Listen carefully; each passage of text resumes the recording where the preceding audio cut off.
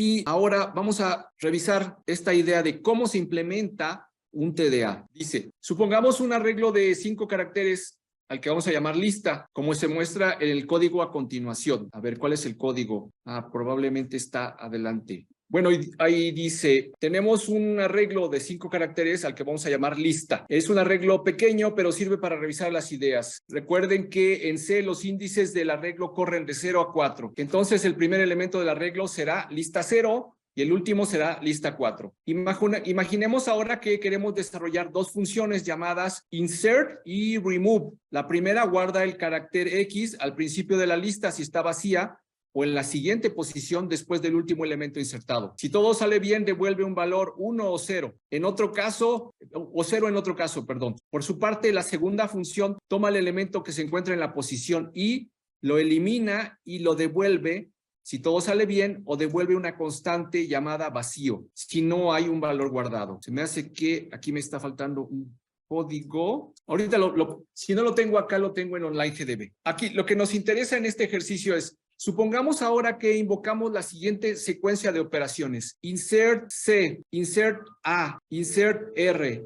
insert R e insert O. Al cabo de esta secuencia, el estado de nuestra lista es el siguiente. Ahí los marqué. Observen cómo siempre el elemento que inserto, el último elemento que insertar es este. Obedece al mismo orden en el que aparecieron acá. Ahora invoco la operación remove 0. Entonces la lista quedaría así, en esa situación. Acabo de eliminar el elemento en la posición 0. Me gustaría decir que no es la única, el único tipo de inserción que yo tengo. Puedo después implementar otros, pero este es el más sencillo de los tipos de inserción. ¿Hacia dónde los quiero llevar? Bueno, déjenme avanzar un poco en mi ejercicio. Dice, observen que nuestra lista ya no está llena y que sin embargo, si se presenta ahora una operación de inserción, tendríamos varias opciones. Rechazarla porque no hay espacio disponible después del carácter 0, que es el último elemento insertado. Miren, regreso para acá. Entonces, primero insertamos la C, luego insertamos la A y siempre el último elemento que se inserta va hasta el final. Aquí viene un problema. Nuestra lista no está llena ahora porque eliminamos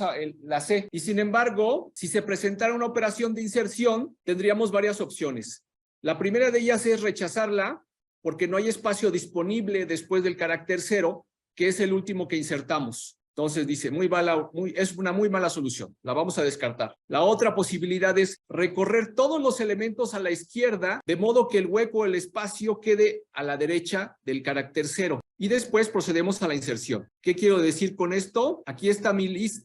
Esta es el estado de mi lista, ¿cómo la dejamos? Estamos revisando la segunda solución. Recorrer todos los elementos a la izquierda, de modo que el hueco o el espacio se quede a la derecha de la O. Y entonces sí podemos realizar una nueva inserción. ¿Qué es lo que estamos diciendo? Estamos diciendo esto, que la A la vamos a recorrer un lugar a la izquierda, la R la otra R también, y la O la vamos a recorrer. Y entonces sí podemos insertar el nuevo elemento, porque siempre nuestra regla nos dice, en este caso particular, nuestra regla nos dice que la insertemos siempre hasta adelante. Dejen de recuperar mi regla de inserción. Aquí, la regla de inserción es esta, miren. La regla de inserción me dice, guarda el carácter al principio de la lista si está vacío o en la siguiente posición después del último elemento insertado. Primero yo inserté, ¿cuántos caracteres? Inserté C, A, R, R, O. El primer elemento es C. ¿En qué posición lo guardo? En la primera. Luego viene la A. ¿En qué posición lo guardo? En la segunda. O bueno, si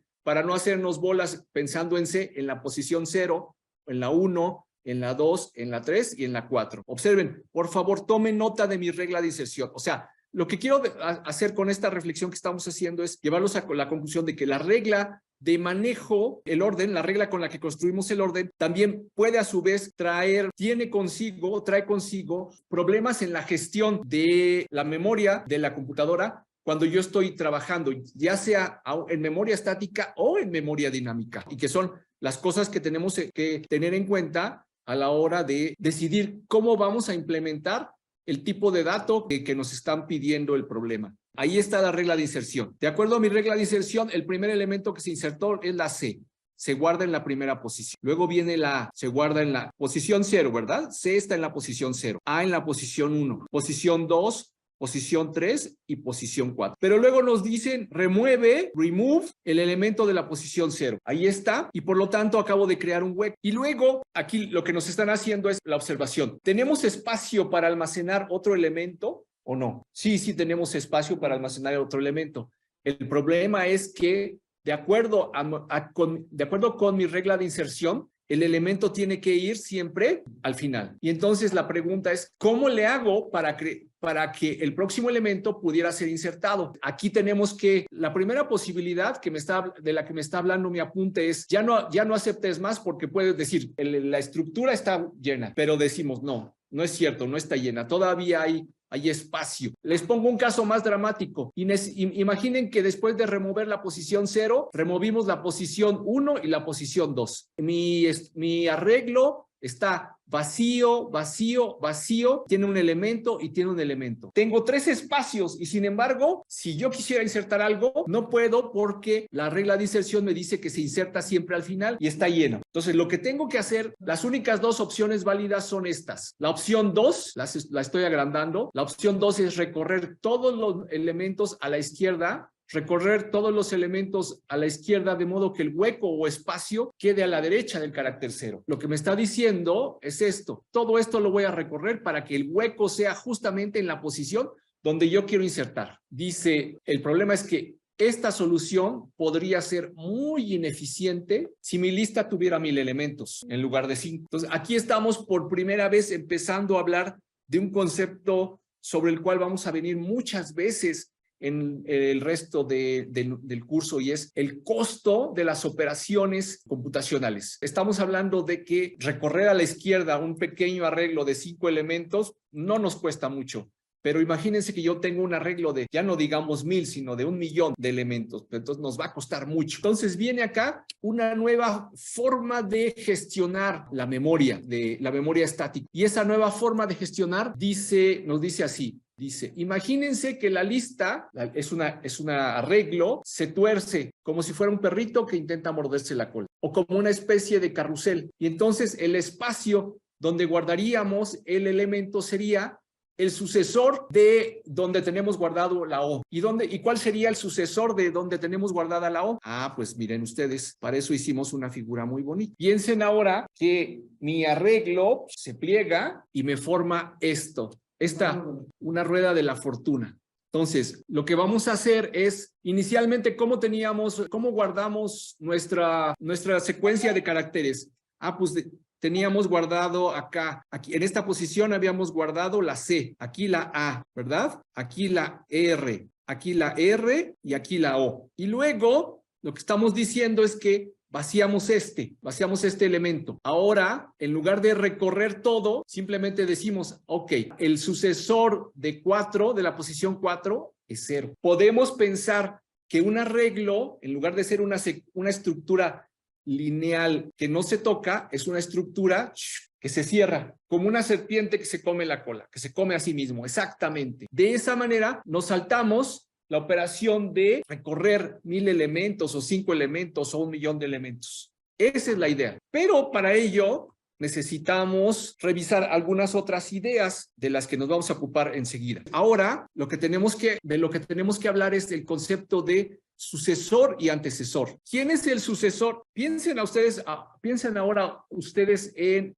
que esta imagen que les estoy presentando es también una representación de una especie de reloj muy raro que tiene estos de 5 divisiones. ¿Quién es el sucesor de un número? Bueno, utilizando la analogía del reloj, hablamos de que el sucesor es el número que sigue del que nos ocupa en el sentido de las manecillas del reloj, ¿verdad? ¿Quién es el sucesor de 0? 1. ¿Quién es el sucesor de 1? 2. El sucesor de 3, 4. Y el sucesor de 4, 0. ¿Quién es el antecesor de 3? 2. ¿Quién es el antecesor de 0? 4. Para poder entender o para poder manejar en una forma circular un arreglo en C, tenemos que implementar esta idea de el sucesor y el antecesor, imaginándolo como que lo plegamos e hicimos que sus extremos se tocaran. Y a partir de eso, ahora necesitamos manejar el concepto de el sucesor y el antecesor. Imaginando que tenemos un reloj y entonces el sucesor se calcula en el sentido de las manecillas y el antecesor se calcula en sentido contrario a las manecillas. Ahí hay otras preguntas muy interesantes que me dicen, ¿qué número está 3 posiciones adelante del 3? ¿Qué número está 3 posiciones adelante de 3? 1, 2, 3. El 1, ¿no? El 1, cuente, adelante de 3, exacto. Parto de acá. Entonces es 1, 2 y 3. ¿Qué número está 2 posiciones atrás del 1? 1 y 2. Esto es el antecedente inmediato para hablar de una idea de aritmética que probablemente ustedes ya han conocido en otras materias. Y estamos hablando de aritmética modular. Dice, vamos a generalizar este mecanismo de conteo circular. Pensando que queremos administrar una lista de 5 elementos, aquí me falta decir que vive en un arreglo. Es una lista de 5 elementos que vive en un arreglo. Ahí ustedes, por favor, hagan la anotación, pero en lugar de 5 elementos, digamos que el arreglo tiene n elementos. Definiremos entonces un conjunto de operaciones sobre los enteros módulo n. Nos detenemos acá, creamos una nueva hoja del pizarrón. No podía ser más sencillo. Si me dicen, por ejemplo, x módulo n, esto es equivalente a la división entera de x entre n, hay un cociente que identifico con la letra Q y hay un residuo. Vamos a hacer ejemplos rápidos. Por ejemplo, sea n igual a 5, sea n igual a 5. Y entonces nos preguntan, por ejemplo, ¿cuánto es 3 módulo n? Pues simplemente es 3 dividido por 5, es una división entera, por lo tanto el cociente es 0 y el residuo pues es 3. Aquí nos están respondiendo desde el chat, no, es 3, porque si dividimos 3 por 5, no toca, como decimos, y con lo que nos quedamos es con el propio 3. Pero miren, algo muy interesante que ahora les presento es esto, miren, decimos que hay clases de equivalencia o clases de congruencia. Si ustedes están de acuerdo con esto, ¿no? Este es un igual. ¿Están de acuerdo? 3 módulo 5 es lo mismo que 8 módulo 5. ¿Qué? Exacto. Y en la aritmética módulo n, lo que a mí me interesa es el residuo. Esa es la idea en esta aritmética que vamos a implementar. Entonces dice, por principio de cuentas, tenemos un arreglo que consta de n elementos y por lo tanto ese arreglo, sus elementos se designan entre las posiciones 0 y n-1. Dice, sean x y y dos números. Además, en ese intervalo, entre 0 y n-1. Entonces, x más y módulo n será el residuo de dividir x más y por n. Aquí me faltó una coma, aquí. Y mientras que x menos y módulo n será el residuo de dividir, fíjense bien, x más n menos y por n. Ahí hay una pequeña variación. Por ejemplo, sea n igual a 7, x y y pueden ser cualquier pareja de números en el intervalo de 0 y 6. ¿Cómo calculamos al sucesor de 6? Fíjense, aquí viene lo interesante. ¿Cómo calculamos al sucesor de 6? Ah, bueno, pues el sucesor de 6 es 6 más 1 módulo 7. ¿Cuánto es 6 más 1? 7. Módulo 7, ¿cuánto es? 0. ¿No? 0. 1. O sea, toca 1 y el residuo es 0. Observen que el signo de por ciento es una forma abreviada de expresar el módulo. ¿Cómo calculamos al antecesor de 0? O lo que es lo mismo, 0 menos 1. Ah, bueno, pues me dicen que 0 menos 1, módulo 7, es lo mismo que 0 más 7 menos 1, módulo 7. ¿Cuánto es 0 más 7 menos 1? 6. 6 módulo 7 es 6. Observen ahora, ¿qué número está 3 posiciones adelante del 5? ¿Qué número está 3 posiciones adelante de 5? Pues hacemos 5 más 3 módulo 7. Aquí nos hace falta un diagramita. Con eso vamos a construir listas circulares. Así es, Oscar. Y el diagrama es este. Este es el ejercicio ahora. Estamos hablando de aritmética en módulo 7, lo cual significa que estamos haciendo esto. Vamos a contar 0, 1, 2, 3, 4, 5 y 6. Cuando estamos hablando en aritmética módulo n, entonces nada nada más tenemos números desde el 0 al n-1. 0, 1, 2, 3, 4, 5, 6 y ahí. Mi ejemplo me dice, ¿qué número está 3 posiciones adelante del 5? Lo podemos hacer utilizando nuestro diagramita de reloj o lo podemos hacer utilizando este truco de aritmética circular o aritmética modular. Aquí me dice que 5 más 3 es 8, módulo 7 es 1. A ver si es cierto. 3 posiciones, 1, 2 y 3. Ahí está. ¿Qué número está 2 posiciones atrás del 4? A ver, 2 posiciones atrás del 4, pues sería, bueno, aquí la flecha avanzó en este sentido, ¿no? ¿Qué número está 2 posiciones atrás del 4? Ah, bueno, lo podemos hacer así o lo podemos hacer así, miren. Hicimos 4 menos 2. Módulo 7 es lo mismo que 4 más 7 menos 2. ¿Cuánto es 7 menos 2? 5. 4. Y 4 son 9.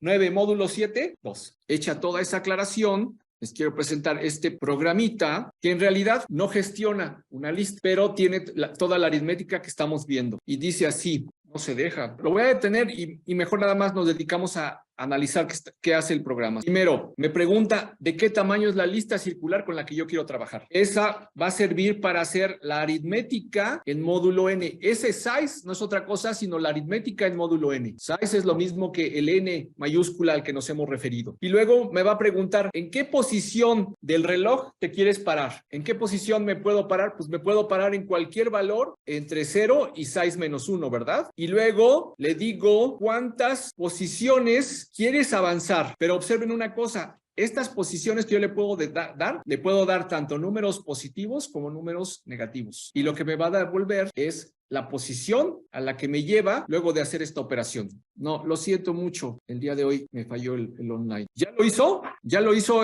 Oscar? Codifiquen y al primero que le salga nos lo enseña. Luis Isaac, ¿ya le quedó? ¿Nos comparte su código, por favor? Dejo de compartir y usted nos comparte, ¿sale? Sí, solo dejé, lo copio y lo pego bien. Es que lo compilé no terminó. Póngale 5, por ejemplo. ¿Sí se ve? Perfecto. Tamaño de la rueda, 10. ¿En qué posición te encuentras? A ver, me encuentro en la posición 0. ¿Cuántas posiciones quieres avanzar? Menos 2. Sí, a ver. ¿Es correcto? ¿Es correcto? Es una rueda de 10 elementos, ¿no? Desde 0 hasta 9. Entonces, me recorrí 2. Entonces es 0, 9 y 8. Muchas gracias. Otra vez, vamos a otra. ¿De qué tamaño quieres tu rueda, Luis? De tamaño 10. ¿En qué posición te quieres parar, Luis? En la 4. ¿Quieres avanzar? Menos 7. A ver, menos 7. Uy, se perdió el servidor. Sí. Oye, hoy estamos alados, ¿eh? A ver, otra vez. Ahí está. Era 10, tamaño de la rueda, posición 4 y menos 7. ¿Es correcto? Ok, aquí está el compañero para validarlo. ¿Alguien más quiere hacer algún experimento? Con esta aritmética podemos movernos en un arreglo como si fuera como un carrusel, dirían por ahí. A ver, ¿dejo de compartir? Sí, gracias. Gracias, Luis Isaac. A ver, aquí me están preguntando algo. Hable fuerte. Pues, ¿sabes que me llegó la curiosidad de qué pasaría si pusiera en vez de un número una operación como 1 más 5 o 2 más 7 y a ver qué pone? O sea, en aritmética módulo... En la posición, en el tamaño del... Luis Isaac, vuelva a hacerlo, por favor. Nos van a preguntar, nos van a poner a prueba otra vez. Vuélvalo a correr, por favor, ¿sí? No, 10. ¿Una rueda de tamaño 10? En la posición 2 más 3. No, eso no lo acepta porque está leyendo un entero. Es que puede pasar que nada más le... Ah, ok. A ver, vamos a verlo. Póngale 2 más 3. Seguro que va a leer nada más uno de los elementos. 2 más 3. La posición es 2. O sea, nada más se quedó con el 2. Y usted debe moverse. Ya, ojo, el 3 lo tomó como el segundo, el tercer elemento. Bueno, pues ahí está. Sale. Muchas gracias otra vez, Luis Isaac. Entonces, ya estamos en los últimos 5 minutos. Ya podemos ir adelantando cuál es el ejercicio del próximo viernes. El ejercicio del próximo viernes es implementar una fila o cola en la que podemos guardar 7 elementos. Fíjense bien, lo vamos a poner desde ahorita. Vamos a definir el ejercicio. Es una fila de 7 elementos. O sea, Nada más que ahora los voy a numerar así, miren. Esta es la posición 0. Si mi fila tiene 7 elementos, ¿cuál es el último elemento? El 6, exacto. Por ejemplo, yo voy guardando caracteres. Voy guardando caracteres en ella. Ahí inserté una serie de caracteres. ¿Cómo fui insertándolos? No se dieron cuenta. ¿Cómo fui insertando mis elementos? Estoy diciendo que es una cola. ¿Cómo fui insertándolos? ¿Cuál fue el primero que inserté? La C. ¿Cuál fue el segundo que inserté? La A. Luego la R. Esta es una R, aunque no lo parezca. Luego la R. Luego la O. Luego la Z. Y luego la A. Ahora, cada vez que yo inserté algo, yo estaba invocando esta operación, miren. Q, C. Yo hice esto. Q, A. Q, A. Esta A se refiere a esta y esta A se refiere a la última. Ahora quiero realizar la operación X igual a DQ. ¿Qué me debe devolver? X es igual a C. A C, ¿por qué C? Porque es el primero en llegar, es el primero en salir.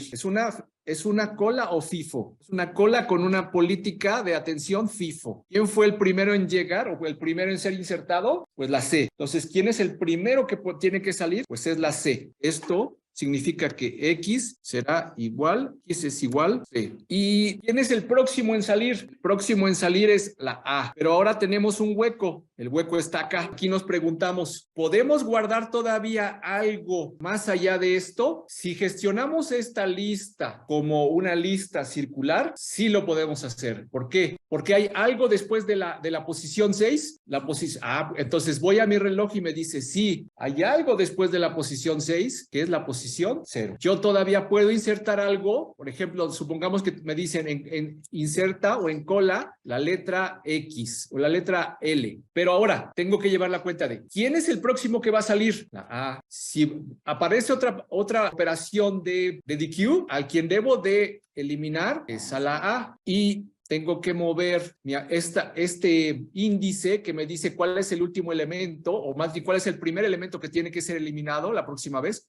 Lo tengo que mover para acá. Borro el anterior. Conste que estamos explicando con todo nivel de detalle qué vamos a hacer el próximo viernes, ¿verdad? Y la próxima vez que vaya yo a insertar algo, ¿en dónde lo voy a insertar? En el espacio 1. En el espacio 1. ¿Y cómo lo calculo? Pues el 1 es el sucesor de este. O sea, ¿dónde tengo que tener dos índices, ¿verdad? Vamos a poner así. ¿A dónde comienza la cola y dónde termina la cola? ¿Dónde voy a insertar? Pues una posición adelante de donde termina la cola. Cola termina en la posición 0. Entonces, ¿quién es el sucesor de 0? La ranita se para acá y salta y dice, bueno, pues el próximo elemento que voy a guardar, si es el caso, lo voy a guardar acá. ¿Ya? ¿Lo vieron? Aun cuando yo tengo un arreglo, es una estructura lineal, yo lo puedo entender como una estructura que se curva y que se cierra, y eso me permite implementar